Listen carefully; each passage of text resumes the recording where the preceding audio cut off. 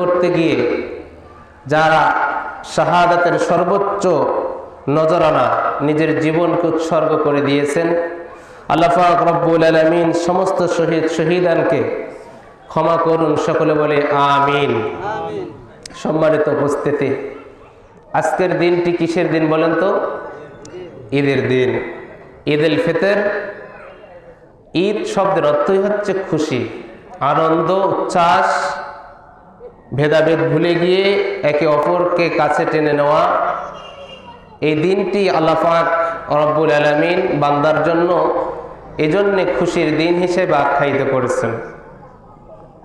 বিশেষ করে মুসলমানদের জন্য, মুসলমান ধর্মাবলম্বীদের জন্য এই দুইটি দিনকে আল্লাহ পাক রব্বুল আলামিন আনন্দ প্রকাশ, আনন্দ ভাগাভাগি করে নেওয়ার একটি অনন্যতম নজির স্থাপন করার জন্য প্রত্যেকটি মুমিন বান্দাকে আল্লাহ পাক তাগিদ দিয়েছেন। আমরা একদিক থেকে যেমন আজকের এই দিনটি পেয়ে খুশি, আনন্দে উচ্ছ্বাসিত, ঠিক তেমনি ভাবে আমাদের ভয়েরও একটা বিষয় আছে। কারণ রসুল সাল্লাল্লাহু আলাইহি সাল্লামের একটি হাদিস, আল্লাহ রসুল বলেছেন, যে ব্যক্তি রমজান পাইল কিন্তু গুনাহ খাতা সমূহ মাফ করে নিতে পারল না, আল্লাহ রসুল বলেছেন ওই ব্যক্তি ধ্বংস হয়ে যাক। এই হাদিসটা যদি আমরা লক্ষ্য করি তাহলে আমাদের এই যে হাস্যোজ্জ্বল চেহারাটা অল্প সময়ের মধ্যেই মলিন হয়ে যাওয়ার কথা।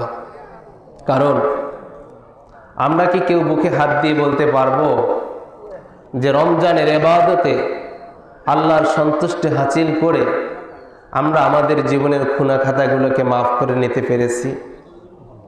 এই কথা বলার সাধ্য কি কারো আছে? হযরত আবু বকর রাদিয়াল্লাহু তাআলা আনহু, হযরত উসমান ইবনে আফফান রাদিয়াল্লাহু তাআলা আনহু, হযরত ওমর ইবনে খাত্তাব রাদিয়াল্লাহু তাআলা আনহু, আল্লাহ পাক রব্বুল আলামিন দুনিয়াতে থাকতে যাদেরকে জান্নাতের শুধু সুসংবাদ নয়, জান্নাতের গ্যারান্টি দিয়েছেন, সুবহানাল্লাহ বলি। এই সমস্ত সাহাবায়ে কেরাম রাদিয়াল্লাহু তাআলা আজমাইনরাও ঈদের দিনে, ঈদের জামাতে আসার আগে ক্রন্দন করতে করতে দাড়ি বেয়ে বেয়ে পানি পড়তো, বুকটাও ভিজে যেত। একদিন ঈদের দিনে হযরত আবু বকর রাদিয়াল্লাহু তাআলা আনহু, যখন তিনি আমিরুল মুমিনিন, সমস্ত মুমিনদের আমির, তখন হযরত আবু বকর রাদিয়াল্লাহু তাআলা আনহু ঈদের নামাজ তিনি পড়াবেন। ঈদগাহ ভর্তি মুসল্লি, সবাই শুধু আমিরুল মুমিনিন আবু বকরের জন্য অপেক্ষামান। এখনো আসতেছেন হযরত আবু বকর। আল্লাহ রাসূল সাল্লাল্লাহু আলাইহি সাল্লাম তখন ওফাত বরণ করেছে। আবু বকর রাদিয়াল্লাহু তাআলা আনহুর অপেক্ষায় থাকতে থাকতে জামাতের নির্দিষ্ট সময় শেষ হয়ে গেল। কয়েকজন বিশিষ্ট সাহাবী হযরত আবু বকরের বাড়িতে গেল, কি ব্যাপার, কোনো সমস্যায় পড়েছে নাকি? গিয়ে দেখেন হযরত আবু বকর সিজদায় পড়ে হাউমাউ করে কাঁদতেছে।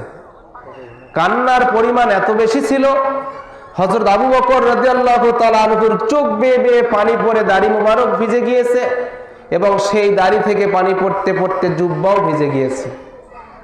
এই দৃশ্য দেখে আহ্বানকৃত এই সাহাবারা আবু বকর রাদিয়াল্লাহু তাআলা আনহুকে জিজ্ঞাসা করলো, আমিরুল মুমিনিন, আজকের দিনটা না খুশির দিন, আনন্দের দিন, উচ্ছ্বাসের দিন। আজকের এই দিনে আমরা তো আনন্দ করব, খুশি করব। ঈদগাহে সমস্ত মুমিনরা আপনার জন্য অপেক্ষামান, আর আপনি বাড়িতে বসে কান্না করতেছেন। হযরত আবু বকর রাদিয়াল্লাহু তাআলা আনহু তাদের কথার জবাব না দিয়ে ঈদের ময়দানে আসলেন। তাশরিফ নিয়ে সাহাবাদেরকে বললেন, সাথীরা, তোমরা কি রসুলের সেই কথাকে ভুলে গিয়েছো? রসুল যে বলেছে তিনজন ব্যক্তির ব্যাপারে, যে ব্যক্তি পিতামাতা পাইল কিন্তু তাদের খেজমত করতে পারলো না, তাদের খেজমত করে জান্নাত হাসিল করতে পারলো না, ওই ব্যক্তি ধ্বংস অনিবার্য। রসুল এই বদদোয়ার সাথে রসুল নিজেই সমর্থন দিয়েছে, তোমরা কি জানো না? সাহাবারা বলল, হ্যাঁ জানি। এরপরে হযরত আবু বকর বললেন, তোমরা কি জানো না আল্লাহ রসুল সাল্লাল্লাহু আলাইহি সাল্লাম বলেছেন, যে ব্যক্তি মাহে রমজান পাইল তার জীবদ্দশায় কিন্তু জীবনের গুনাহ খাতাগুলোকে মাফ করে নিতে পারলো না, ওই ব্যক্তি ধ্বংস হয়ে যায়। আর রসুল এই বদদোয়ায় সমর্থন দিয়েছে। সাহাবারা বলল, আমিরুল মুমিনিন, আমরা জানি। হযরত আবু বকর বললেন, তোমরা কি কেউ বুকে হাত দিয়ে বলতে পারবে আজকের এই দিনে নিরঙ্কুশ ভাবে একেবারে পাপ মোচন করে সমস্ত গুনাহ খাতা মাফ করে নিয়ে কোন ব্যক্তি ঈদগাহে এসেছো? কেউ তো বলতে পারে না সাহাবারা। হযরত আবু বকর বললেন, তাহলে কেমন করে আজকের এই দিন মুমিনদের জন্য খুশির হতে পারে? তখন হযরত আবু বকরের হাতে হাত রেখে সমস্ত মুমিনগণ তওবা পড়ল এবং ক্ষমা চাইতে চাইতে কেঁদে কেঁদে তাদের বুকটা ভাসিয়ে দিল। এই হযরত আবু বকর রাদিয়াল্লাহু তাআলা আনহু, হযরত ওমর রাদিয়াল্লাহু তাআলা আনহুর মতো মানুষরা কত নিবেদিত প্রাণ ছিল, লক্ষ্য করেন তো। আল্লাহ রাসূল সাল্লাল্লাহু আলাইহি সাল্লামের একটি হাদিস আমি পড়লাম, হাদিসটা পড়ে হৃদয়টা কেঁপে উঠে গেল। হাদিসটা যতবার পড়তেছি আর আত্ম উপলব্ধি করতেছি, কোথায় রসুল, কোথায় হযরত আবু বকর, আর কোথায় হযরত ওমর, আর কোথায় আমরা। একদিন গভীর রজনীতে রসুল আকরাম সাল্লাল্লাহু আলাইহি সাল্লাম ক্ষুধার্ত, পিপাসার্ত, প্রচন্ড ক্ষুধায় জর্জরিত। আল্লাহ রসুল ঘর থেকে বের হয়ে আসলেন। রসুল চিন্তা করলেন, ঘর থেকে বেরিয়ে যাই, দেখি কেউ দাওয়াত দিয়ে আহ্বান করে খাওয়ার ব্যবস্থা করে নাকি। চিন্তা করা যায়, গোটা পৃথিবীর রাজত্ব আল্লাহ পাক যে নবীকে দিয়েছিল, সে নবীর বাড়িতে রাতের খাবার ব্যবস্থা নাই। আর আমরা সমাজে সবচেয়ে গরিব মানুষটার বাড়িতেও যদি খোঁজ করি, সর্বনিম্ন 1 মাসের খাদ্য মজুদ আছে কিনা বলেন? আমরা এরপরেও আল্লাহর নাশুকুর করি, আমরা এরপরেও আল্লাহ পাকের কৃতজ্ঞতা বোধ আমাদের মুখে আসে না। বিশ্বনবী সাল্লাল্লাহু আলাইহি সাল্লাম ক্ষুধার যন্ত্রণা নিয়ে রাতের অন্ধকারে ঘর থেকে বের হয়ে গেলেন। কোথাও খাবারের কোনো ব্যবস্থা হয় নাকি? কেউ কোনো খাবারের ব্যবস্থা করে নাকি? আল্লাহর নবী ঘর থেকে বের হয়ে আসলেন। গভীর রজনীতে দেখলেন হযরত আবু বকর বাড়ি থেকে বের হয়ে আসলো। আল্লাহর নবী মনে মনে ভাবলেন, এই তো আবু বকরের সাথে দেখা হয়ে গেল। আবু বকর তো আমার বন্ধু মানুষ, শৈশবকালের বন্ধু, খাবারের একটা ব্যবস্থা হয়ে যাবে। হযরত আবু বকরকে জিজ্ঞাসা করলেন, আবু বকর রে, গভীর রজনীতে তুমি বাড়ি থেকে বের হয়ে আসলে কারণটা কি জানতে পারি? হযরত আবু বকর আল্লাহর নবীকে বললেন, ইয়া রাসূলুল্লাহ, ইয়া হাবিবাল্লাহ, ক্ষুধার যন্ত্রণায় ঘরের মধ্যে আর থাকতে পারলাম না। পেটে বড় ক্ষুধা, পিপাসার্থ, তৃষ্ণার্থ, এত বেশি ক্ষুধা, ক্ষুধার জ্বালায় ঘরে থাকতে পারলাম না। ঘর থেকে বের হয়ে আসলাম, দেখি বাইরে কোথাও খাদ্যের কোনো ব্যবস্থা হয় নাকি। আল্লাহর নবী হযরত আবু বকরের এই কথা শুনে আবু বকরকে সান্ত্বনা দিলেন আর বললেন, আবু বকর রে, তুমি যে জন্য ঘর থেকে বের হয়ে এসেছো, একই কারণে আমিও ঘর থেকে বের হয়ে এসেছি, বাড়ি থেকে বের হয়ে এসেছি। চলো দেখি সামনে খাদ্যের কোনো ব্যবস্থা হয় নাকি, আল্লাহ পাক কোনো ব্যবস্থা করে দেয় নাকি। সামনের দিকে অগ্রসর হয়ে গেলেন। হযরত ওমর রাদিয়াল্লাহু তাআলা আনহু বাড়ি থেকে বের হয়ে রাস্তায় পায়চারি করতেছে, হাঁটতেছে, আর চতুর্দিকে দেখতেছেন হযরত আবু বকর বিশ্বনবী সাল্লাল্লাহু আলাইহি সাল্লাম ওমর রাদিয়াল্লাহু তাআলা আনহুকে জিজ্ঞাসা করলেন, ওমর রে, এত রাতে ঘর থেকে বের হয়ে রাস্তার মধ্যে পায়চারি করতেছো, কারণটা কি জানতে পারি নাকি? হযরত ওমর রাদিয়াল্লাহু তাআলা আনহু বললেন, ইয়া রাসূলুল্লাহ, ইয়া হাবিবাল্লাহ, ক্ষুধার বড় যন্ত্রণা, কয়েকদিন থেকে না খেয়ে আছি, ঘরের মধ্যে প্রচন্ড পিপাসার্ত, তৃষ্ণার্ত, ক্ষুধার্ত। এই ক্ষুধার যন্ত্রণায় কোনোভাবে চোখের মধ্যে ঘুম আসতেছিল না। এজন্য মনে মনে ভাবলাম বাড়ি থেকে বের হয়ে যাই, একটু পায়চারি করি, একটু চতুর্দিকে লক্ষ্য করি, কেউ আহ্বান করে খাওয়ার কোনো ব্যবস্থা করে নাকি। আল্লাহর নবী রাসূলের বিশিষ্ট সাহাবী হযরত আবু বকর রাদিয়াল্লাহু তাআলা আনহু বললেন, ওমর, তুমি যে কারণে বাড়ি থেকে বের হয়ে এসেছো, এই একই কারণে আমরাও বাড়ি থেকে বের হয়ে এসেছি। চলো তিনজনে একসাথে পথ ধরি, কোথাও যাই, খাদ্যের কোনো সন্ধান মেলে নাকি। আল্লাহর নবী, বিশ্ব নবী সাল্লাল্লাহু আলাইহি ওয়াসাল্লাম এবং নবীর সাথে ক্ষুধার্ত দুইজন রাসূলের বিশিষ্ট সাহাবী খাদ্যের সন্ধানে রাতের অন্ধকারে বাড়ি থেকে বের হয়ে গেলেন। বাড়ি থেকে চলতে চলতে মদিনার একজন আনসারী সাহাবীর ঘরের মধ্যে দরজার মধ্যে ভাবে করাঘাত করলেন, দরজা নাড়লেন। আনসারী সাহাবী ঘর খুলে দরজা খুলে দিলেন, দেখলেন আহারে, মেঘনা চাইতে বৃষ্টি, যে নবীকে দাওয়াত দিয়েও মানুষ পায় না, আবু বকর রাদিয়াল্লাহু তাআলা আনহুর মতো মানুষকে, হযরত ওমরের মতো মানুষকে, পৃথিবীর এত দামি মানুষগুলোকে একসাথে আমি পেয়ে গেলাম আবার রাতের অন্ধকারে। তিনি খুশি হয়ে গেলেন, মারহাবা ইয়া রাসূলুল্লাহ, মারহাবা ইয়া আবু বকর, মারহাবা ইয়া ওমর, আসুন আপনি আমাদের ঘরে চলে আসুন। এভাবে আহ্বান করতে করতে বাড়িতে নিয়ে গেলেন। গভীর কূপ থেকে ঠান্ডা পানি আল্লাহ রাসূলের সামনে দিলেন, হযরত আবু বকরকে দিলেন, ওমর রাদিয়াল্লাহু তাআলা আনহুকে দিলেন। এই পানি সামনে পাওয়ার পরে আল্লাহর নবী এবং রাসূলের বিশিষ্ট দুইজন সাহাবী ওই আনসারী সাহাবীকে বলল, আনসারী সাহাবীরে, আমরা প্রচন্ড ক্ষুধার্ত, শুধু পানি খেয়ে পিপাসা নিবারণ হবে, পেটের ক্ষুধা তো যাবে না, খাদ্যের ব্যবস্থা করো। রাসূলের সাহাবারা আল্লাহর নবীকে জীবনের সর্বস্ব দিয়ে ভালোবাসত। আজকে যদি ইসলামের জন্য, দ্বীনের জন্য আমাদের কাছে কোনো কিছু চাওয়া হয়, পকেটে 10 টাকা থাকলে 5 টাকা দেই, 5 টাকা রেখে দেই, ঠিক কিনা বলেন? সাহাবাদের কাছে আল্লাহ রাসূল যদি কোনো কিছু চাইতো, পকেটে যা আছে, সামর্থ্যের মধ্যে যা আছে, সবটাই রাসূলের কদম মোবারকে তারা উজাড় করে দিয়ে দিত। সুবহানাল্লাহ। আনসারী সাহাবী আল্লাহ রাসূলের এই কথা শুনে, বাড়ির মধ্যে ছোট্ট একটি বকরীর বাচ্চা ছিল। এই বকরীর বাচ্চাটি আল্লাহর নবী রাসূল আকরাম সাল্লাল্লাহু আলাইহি সাল্লামের জন্য জবাহ করলেন। জবাহ করার পরে আল্লাহ রাসূলের জন্য এই মাংসগুলো রান্না করলেন। রাসূল খাইলেন, রাসূলের দুইজন সাহাবী খাইলেন।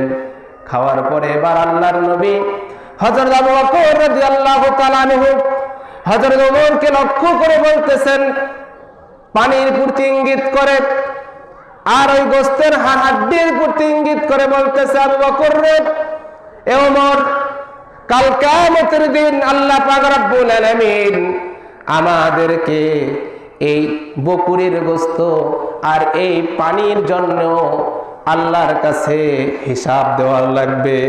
সুবহানাল্লাহ। চিন্তা করা যায়, পিপাসার্ত ক্ষুধার্ত শরীর নিয়ে একজন সাহাবীর বাড়িতে গিয়েছেন, এরপরে কিছু খাদ্যের ব্যবস্থা হয়েছে।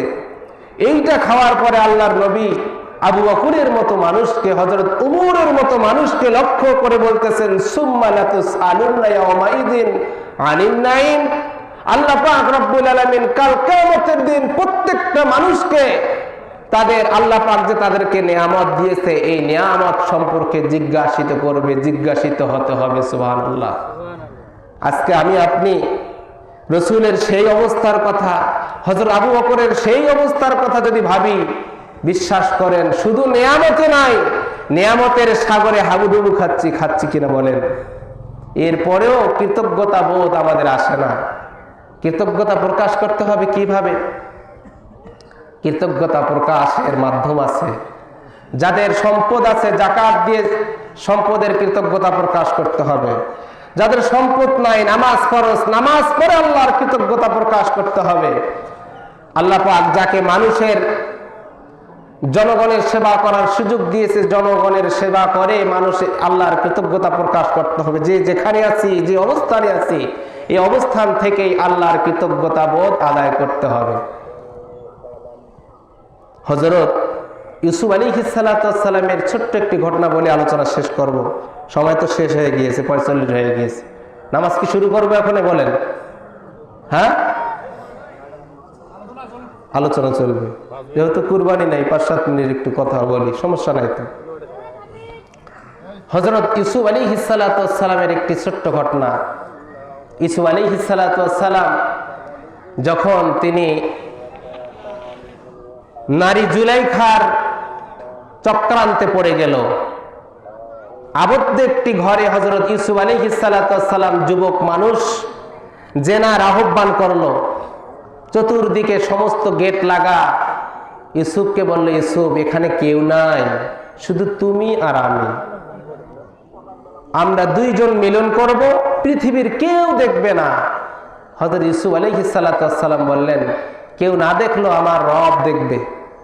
তখন জুলাইখা কি করলো, ঘরের কোনায় একটা মূর্তি ছিল, মূর্তির মুখে ঢাকা দিল। সে বলল, আমি আমার মূর্তির চোখ ঢাকা দিয়ে দিয়েছি, এবার আর কেউ দেখবে না, আমাদের রব আর দেখতে পারবে না।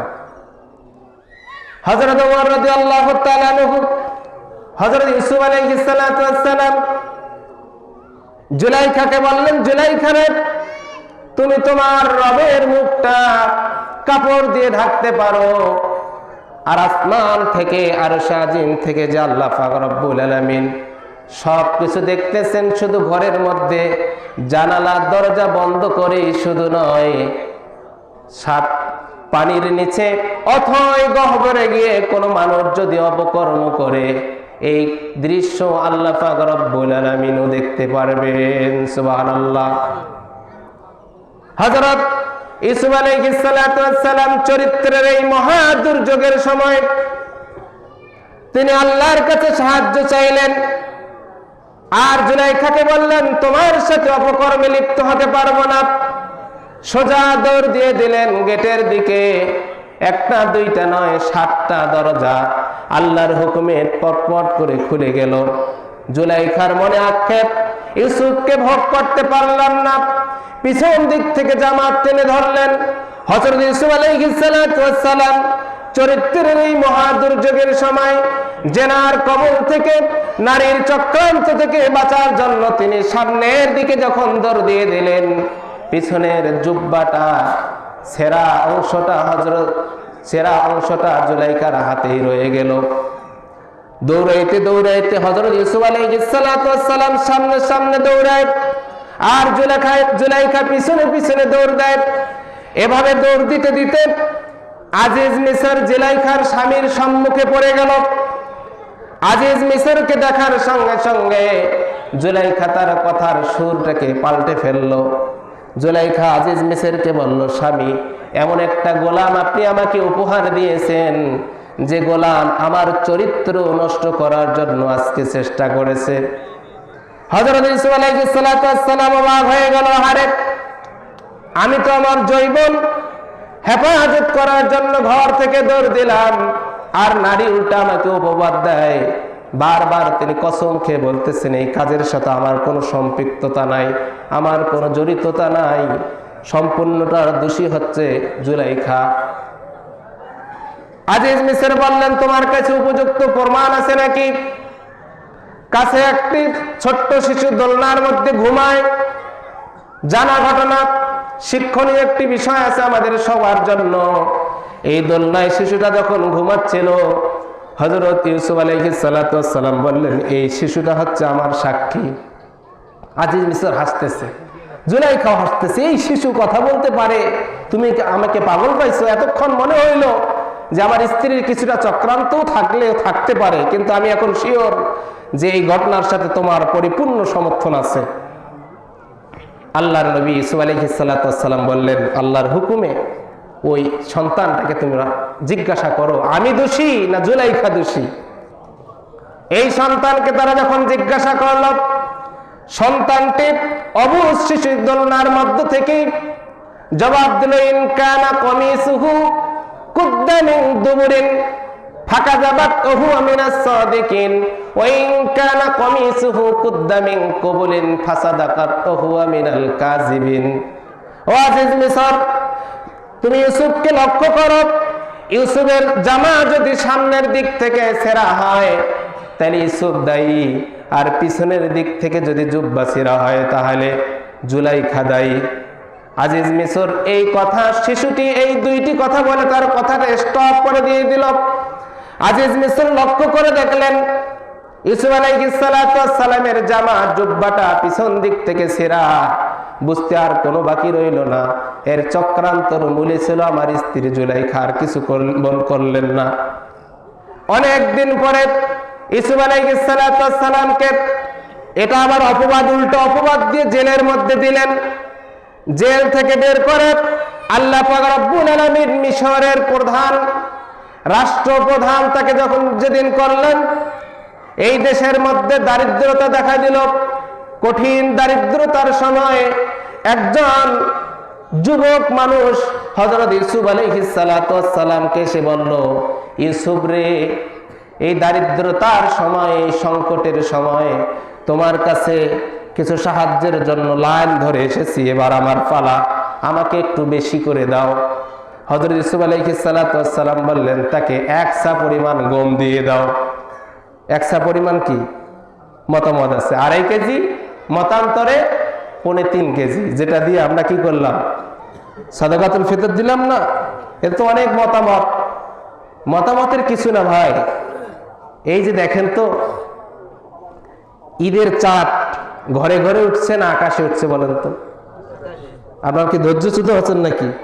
সময় তো আর কাকার কথা দেই নেই, আর কুরবানিও তো নাই। কথাটা শেষ করেই নামাজ শুরু করবো ইনশাআল্লাহ। ঘরে ঘরে ঈদের চাঁদ ওঠে নাই, ঈদের চাঁদ উঠছে আকাশে। এই আধুনিক বিজ্ঞানের যুগে একটা চাঁদ দেখে, আকাশের একটা চাঁদ দেখে একদিনে গোটা বিশ্বের মানুষ আমরা ঈদ করতে পারলাম না। পেরেছি? এই বাংলাদেশেরও কোথাও কোথাও গতকালে ঈদ করেছে কিনা? এই একটা বিষয়ে যদি আমরা আধুনিক বিজ্ঞানের এই দূরবীক্ষণের যন্ত্র দিয়ে, যারা একেবারে ছোট্ট মাইক্রোস্কোপ যন্ত্র দিয়ে অণু পরমাণুর থেকেও ইলেকট্রন, প্রোটন, নিউটনের চেয়েও সূক্ষ্ম জিনিস দেখা যায়, সে জায়গায় একটা বড় চাঁদ দেখে আমরা একদিনে ঈদ করতে ঐক্য বোঝাতে পারলাম না। আর মাঝে মাঝে যখন আলেমদের কোনো বিষয়ে মতানৈক্য দেখি, তখন সাধারণ মানুষ কয়, হুজুর আপনাদের মধ্যে এত ভেজাল, 8 রাকাত, কাউ কয় 20 রাকাত। বিশ্বাস করেন, রাসূল বলেছে আলেমদের ঐক্য উম্মাহের জন্য রহমত। সুবহানাল্লাহ। 8 রাকাত আর 20 রাকাতের কথা যদি না উঠতো, এত প্রশ্নও হইতো না, আর এই কোরআন হাদিসের উপর এত স্টাডিও হইতো না। ঠিক কিনা বলেন? যারা যেটা বলি, কাউকে কাফেরও মনে করার দরকার নাই, আর কাউকে একেবারে মুমিন বানিয়ে দুনিয়া থেকে জান্নাতের সার্টিফিকেটও দেওয়ার দরকার নাই। আমার মতাদর্শ, আমার মতামত, আমি 8 রাকাত পড়ি, কারো উপর জোর করে চাপিয়ে দেওয়ারও দরকার নাই। আছে কি? আমি একটা বিষয় আপনাদেরকে সতর্ক করে দেই, আমাদের পাশেই আহলে হাদিস একটি মসজিদ প্রতিষ্ঠিত হয়েছে কিনা? কয়েকদিন আগে রমজান মাসে কয়েকজন যুবক 4-5 জন আসে, হুজুর 5 মিনিট আগে ইফতার করে, আজানের আগে ইফতার করে, এইরকম বেলা প্রশ্ন। কয় হুজুর আমরা যেভাবে করে ঈদের নামাজ 6 তাকবীরে পড়ি, এটা নাকি 12 তাকবীরে। এই বিষয়গুলো আমি আহলে হাদিস ভাইদেরকে বলে দেব, আপনাদের মতাদর্শ আমরা আপনাদেরকে কাফের মনে করি না, আপনাদেরকে আমরা ইসলামের বাইরেরও কিছু মনে করি না। তারা মুসলমান, তাদের পিছনে আমাদের ফরজ নামাজ হবে, আমাদের পিছনে তাদের ফরজ নামাজ হবে। একটা হাদিসের ব্যাখ্যা এক একজন ইস্তেহাদি আলেম এক এক রকম করে করেছে। ইস্তেহাদি আমল যদি ভুলও হয় তার উপরও আমল করা একটা নেকি। সুতরাং যারা করতেছে তারা করুক, তাদেরকে গালি দেওয়ার দরকার নাই। কিন্তু যারা করতেছে আপনারা যেন যারা আরেকটা মতাদর্শে তাদের উপর আপনাদের মতটা চাপিয়ে দিয়েন না, এই ফিতনাটা সৃষ্টি করেন না। যদি আপনারা কখনো দেখেন আমাদের এই পার্শ্ববর্তী ভাইয়েরা তাদের মতাদর্শটা জোর করে আপনার মাথায় ঢুকাইতে চায়, তাহলে তাদের সঙ্গটা আল্লাহর রাস্তায় একটু ত্যাগ করেন, দূরে দূরে থাকেন, নামাজ পড়বেন, চলে আসবেন। ভাই ঠিক আছে, আমি একটা মানি, আমি আলেম না, আপনি এটা মানেন, এটা আমার বলার দরকার নাই, কথা ঠিক আছে? তাহলে দেখবেন এত প্রশ্ন হবে না, এত গালাগালি ঝগড়া হবে না। ইসলামের মৌলিক বিষয় এগুলো নয়, ইসলামের মৌলিক বিষয় আলাদা। কথা বলছিলাম কি প্রসঙ্গে বলেন? হযরত ইউসুফ আলাইহিস সালাতু ওয়াস সালাম বললেন এই যুবককে একসা গম দিয়ে দাও, একসা গম দিয়ে দিল। ওই যুবক আবার বললেন আমাকে আরো একসা দাও, আরো একসা দেওয়া হলো।